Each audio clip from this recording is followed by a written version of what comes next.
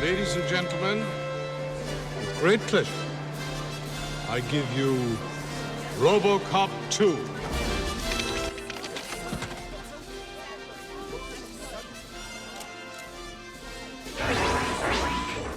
Hey, what's up everybody? Welcome back to the channel. Hope you're all doing well. I'm the Big Cat. In today's review, we're going to be taking a look at Hiya Toys Robocop 2 Exquisite Mini Robocain. First up, as always, we'll take a look at the packaging. And a nice shot of Robocain right there. We got the Hiya Toys logo there. Robocop 2. Robocop action figure exquisite mini cane. Warning for 15 plus. So this is not for anybody within the 0 to 3 year range. Also excluded is 4 to 14. You cannot touch this either. I don't know if it's as serious as the newly born to 3, but not to take any chances, I suggest you're 15 and over before you touch this figure. On the top, Robocop 2. On the bottom, a whole lot of nothing. On the side, a shot of Robocop 2. The other side, another shot of Robocop 2. On the back, we have a shot of Robocop and Robocain staring down each other. Robocop 2. And then they tell you the Exquisite Mini is a new standard setting series for 1/18th scale, featuring super articulation action figures under Hiya Toys. There we go. Packaging.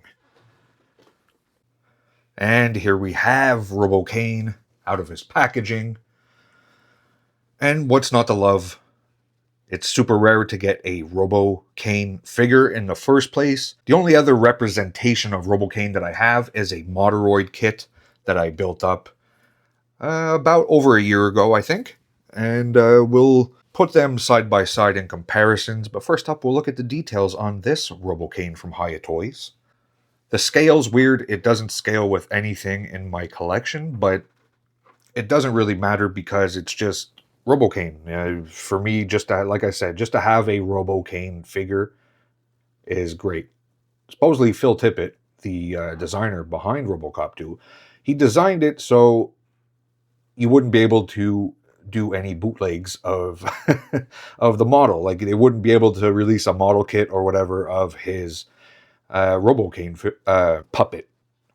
Lo and behold, we are now in the future and anything's possible. And I'm happy for it. There are a few issues I have with it articulation-wise, and in the details. I think there's a few things that are not the same as in the movie. One of them being his extendable arm. This one has a... in the movie, it has like dimples all over it. Kind of like spikes, but the tops are like cut off. Whatever. I'll call them dimples. And those are like right on the tip of it. But here on this figure, it does not have that. So that's unfortunate. I also find the Gatling gun to be a little small. Besides that, the details are fantastic. Hiya Toys outdid themselves with the paint job on this guy. Really nice and crisp. We have the radioactive hazard sign right there. Oh, nicely done there. We have some nicely done paint details where the wires are coming out of his chest. Got some red in there on the pistons. Hazard sign on his leg. It's such a weird mess of a design, but for me it just works. And seeing this as a young kid was just very influential and informative to me, in my opinion. That plus, I mean, the design of Robocop. I just love it. I love the way this thing looks. Yeah, Hiya Toys, you did a good job. Really good job. All the wires are soft going into there. We got some nice copper paint on the tip of his cutter weapon right there. On the back, let's just take a look at those details. Looks really good. And some soft rubber for the wires. Yeah. Really kick-ass. Looks great. He is a 1/18th scale Robocain in all of his glory. Now, getting into articulation, as I said, I was a little disappointed, and we'll see that later on. But the head is on just a ball. You get slight up and down. It's a little restrictive. And you get side to side. You'd be able to go all the way around if it wasn't for things getting in the way. Maybe I can. I don't want to break it. I don't know why I'm even thinking I should do that. I will not. So there's the head. Coming down to the arms, these are really cool. He moves exactly like you think a Robocain would, except later on, we'll get into it. So his shoulders can do a full 360 for one. There we go. Then you have his secondary arm that can come out, and that can articulate as well. There are multiple points. You have a bend there, bend there. This part bends. It doesn't open up, unfortunately, but I mean, what are you going to do? I think they engineered it as far as the price point would let them. That's a bit of an issue on my copy. A loose shoulder for his main left arm, but whatever. I can put some Kiki in there. That's fine. This arm moves freely as well, except you can't do a full 360 because you will rip the rubber hoses out. But it can move like this all the way out. Like I said, I got to tighten it up. Oh, it stayed. Oh, look at that. But just a slight touch and it will drop. So whatever. You have a bit more than 90 degrees at the elbow. So his big battering ram of an arm can go in and out. I don't know why they left off the indents. I thought that was a good touch. It seems like a no-brainer for them just to remold it with the proper way, but whatever. It works well. I like that. The Gatling gun spins. As I said, I find it a little undersized. We have a hand that can pivot in and out. As for the other side of his body, the cannon is stationary. His secondary arm acts the same. It just has a different attachment at the end. This is a sort of plasma laser cutter. We will just wrap that back inside. And the other arm,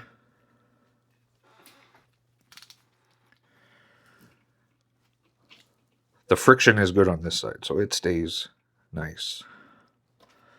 It is basically just this arm without the Gatling gun and the demolition bits.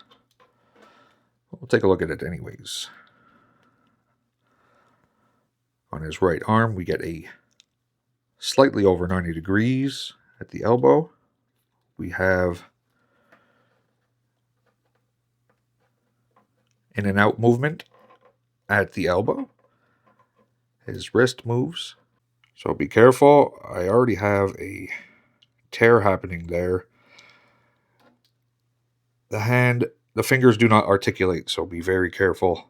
These fingers up here do not articulate, but the lower thumb or claw does go in and out.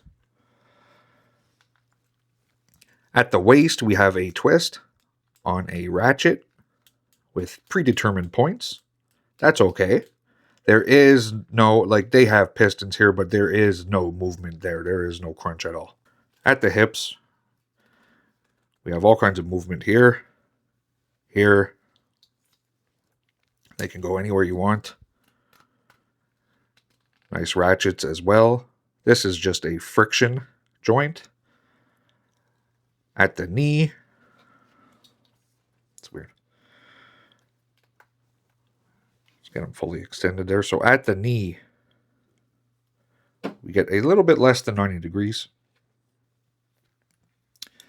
And here is where I was a tad disappointed. There is no pivot on his foot. That is disappointing in my opinion. We have up and down movement on his foot. And I think, yeah, and we have toe. Lots of toe movement. But sadly, no pivot. In my opinion, that's the worst point of the articulation. If he had pivot and maybe if the legs kind of were able to come out a bit at this joint, splay out a bit right there at that joint, that would be great. But the details on him are fantastic for the price point. Hiya Toys with their Exquisite Mini line always kills it. So let's get into some comparisons. I don't have any Robocop figures on hand, which is weird, especially 1/18 scale, so he's not going to make it into this review. But I do have a Moderoid model kit from Kotobukiya. And this is amazing. This is one of my favorite pieces I have, and I built it. I did the paint and everything. I love this guy. So as you can see, he has articulation. His legs can splay out, and there is ankle pivot. So that's the big gripes. Oh, and we got twists. So it is a fantastic model kit, this guy. I'm going to put a link to my review that I did. It's a good old time. If you like making model kits and you like Robocop 2, then if you can manage to get one of these guys, you would love the Moderoid model kit. It's beautiful, gorgeous. Here, like I said, one of the main differences is his battering ram arm type of thing. It does move, I think. Oh, it doesn't. It doesn't move. Okay. Okay, so that's one thing the Exquisite Toys has on it. It does move, but here, oh, what the hell's going on? Okay, the Gatling doesn't spin either. I'm breaking my model kit. Okay, I'm not going to mess with him anymore. So this guy is kind of hard to get. I think he's out of stock in most places. Probably pretty expensive to get on the secondary market. So this Exquisite Mini is really, really nice. This review is late, but you should be able to track down some Robocains. I think they did a battle damage version, which I don't want a part of. I don't really care.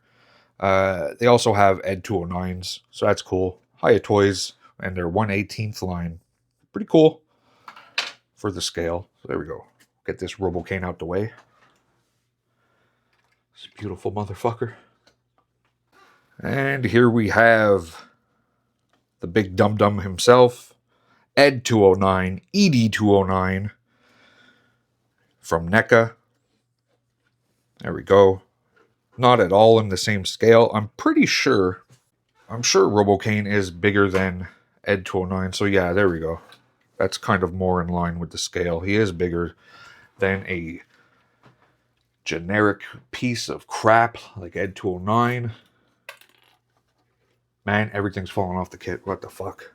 So there we have Ed 209 with our Exquisite Mini. Next to a MDLX Sideswipe from 3-0. A Marvel Legend represented by the Orb. And last but certainly not least, next to a real grade RX-78 2.0. And that brings us to the end of our review.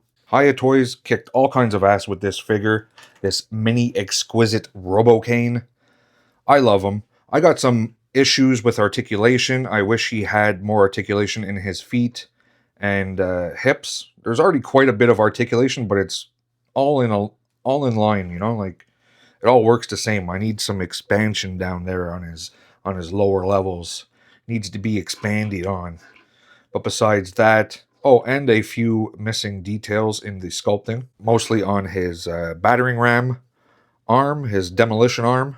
And with all that being said, we don't get many versions of Robocain. The only other one I have in my collection is a Moderoid model kit. So when I saw Hiya Toys had released a little 1/18th scale version of Robocain, I knew I had to jump on it. And I'm glad I did in the end. I'm going to recommend this guy. If you love Robocop, if you love Robocop 2 like I do, and you love Robocain, this is a no-brainer.